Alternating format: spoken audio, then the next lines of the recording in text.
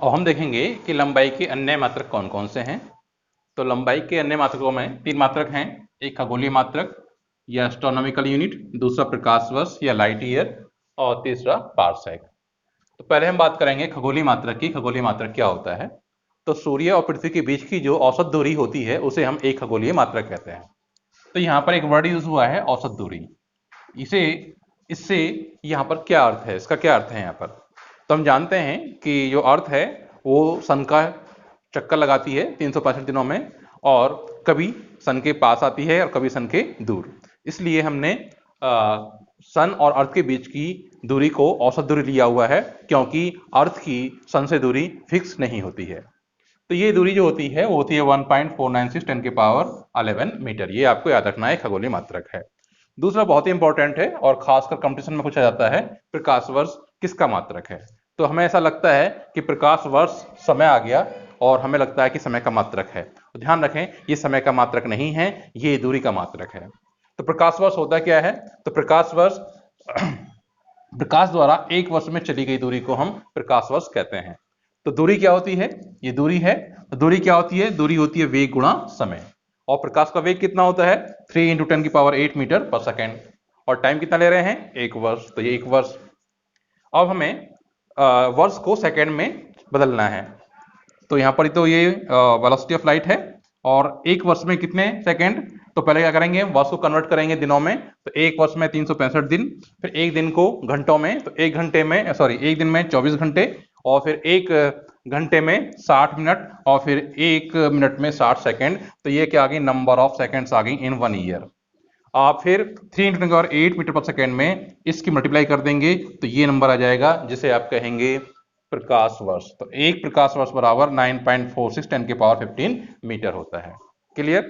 तीसरी यूनिट है आपकी पारसेक। लंबाई के अन्य मात्रकों में कौन सी है तीसरी? पारसेक। पारसेक क्या है?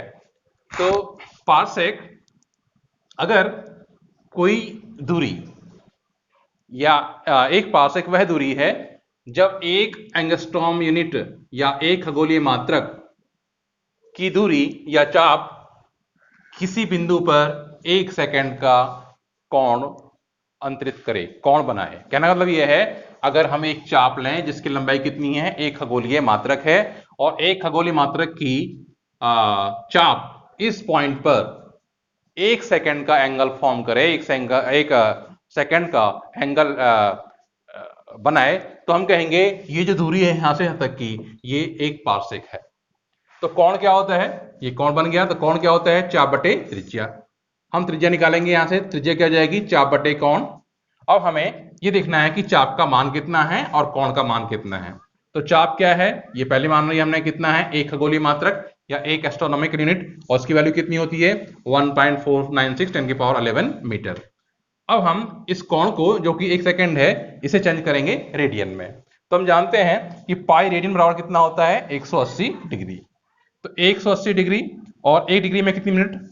60 मिनट, और फिर 1 मिनट में कितने सेकंड? 60 सेकंड। तो ये हो गया पाई रेडियन बराबर 180 गुणा 60 गुणा 60। ये क्या आ गई कि पाई रेडियन में इतनी सेकंड होती हैं। हमें निकालना है कितना? 1 सेकंड। तो ये जो सारे नंबर है वो क्या हो जाएगा? पाई के नीचे आ जाएगा। तो 1 second equal to pi upon 180 into 60 radian. बात क्लियर?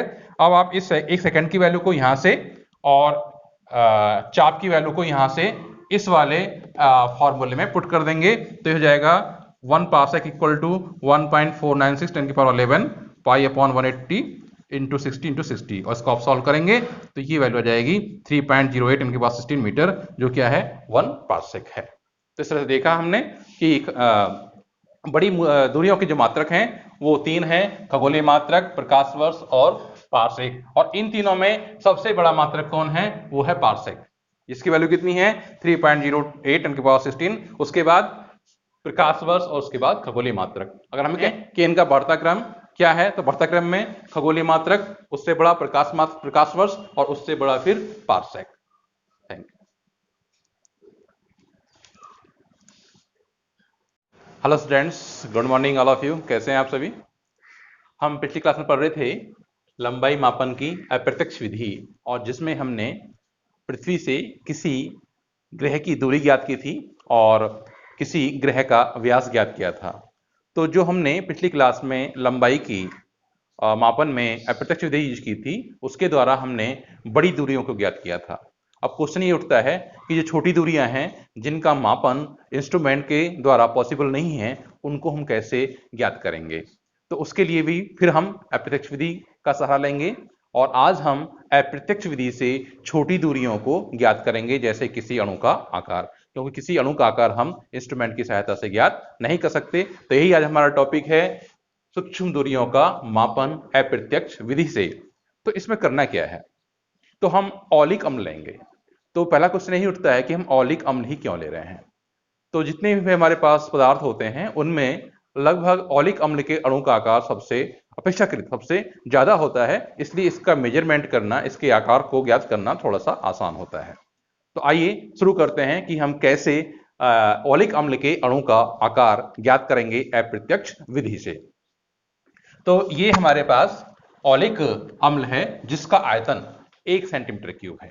हमने औलिक अम्ल लिया 1 सेंटीमीटर क्यूब के आयतन का, और इस टब में पहले से ही 20 सेंटीमीटर क्यूब अल्कोहल रखा हुआ है, और इस अल्कोहल में हम 1 सेंटीमीटर आयतन का औलिक अम्ल डाल देंगे। तो यहाँ पर जो सॉल्यूशन तैयार हुआ, यहाँ पर जो विलयन तैयार हुआ, उसकी सांद्रता कितनी हो गई, 1/20 सेंटीमीटर क्यूब।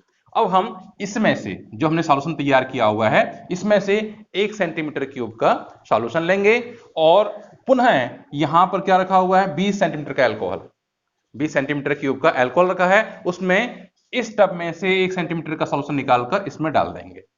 तो एक हमने यहां से जो सॉल्यूशन लिया है, इसकी सांद्रता कितनी है, 1/20, और किसका वॉल्यूम कितना है, 1 सेंटीमीटर।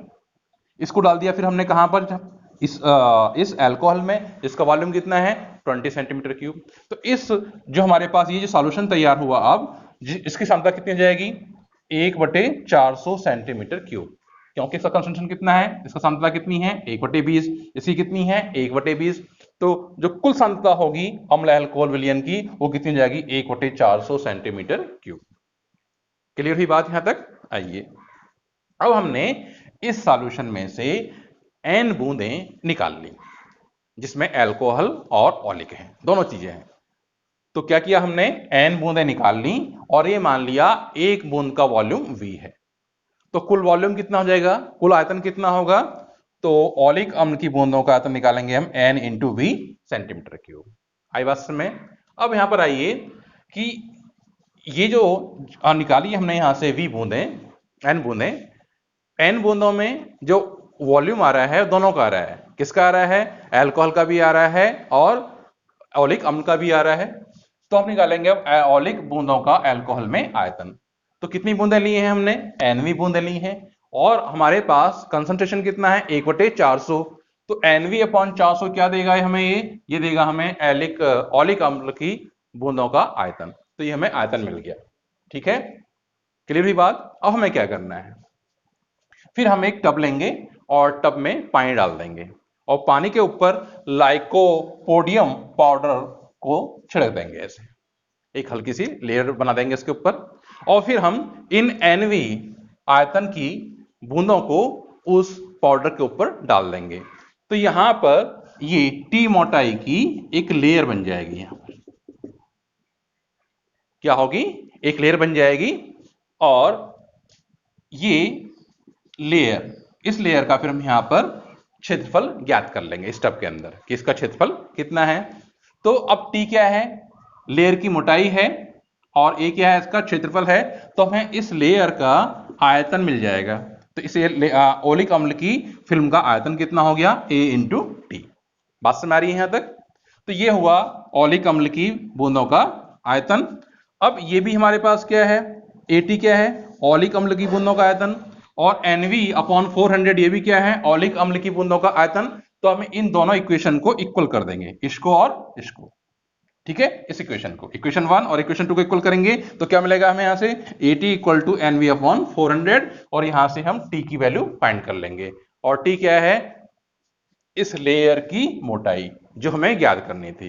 तो हम ये ध्यान रखेंगे कि हम इतनी ही बूंद डालें कि एक अणुओं की एक सिंगल लेयर बन पाए, कितनी, ठीक है, एक सिंगल लेयर बन पाए। तो यहां पर क्या होगा, ये अणु, ये अणु, ये अणु, ये अणु, इस तरह से। तो हमें एक अणु का साइज मिल जाएगा। तो ये थी अप्रत्यक्ष विधि सूक्ष्म दूरियों को मापने की।